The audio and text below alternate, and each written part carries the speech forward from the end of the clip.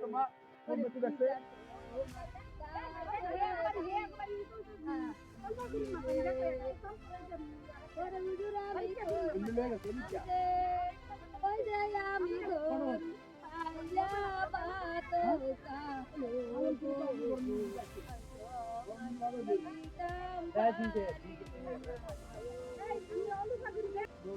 কালকে রাত্রে 10:30 বাজে ট্রেনে আমি পাই না, তারপরে কোন সময় নিচ্ছে সেটা জানি না, কিন্তু 10:30 বাজে আমি তালাশ করছি, তখন ট্রেনে পাই না, কিন্তু সকালবেলা এসে দেখি সেখানে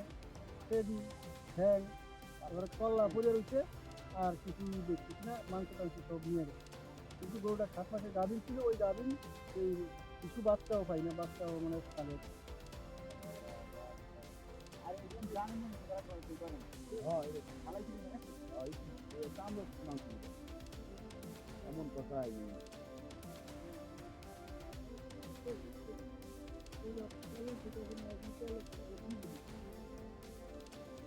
কালকে রাইতে 10:30 গরুটা পায় না,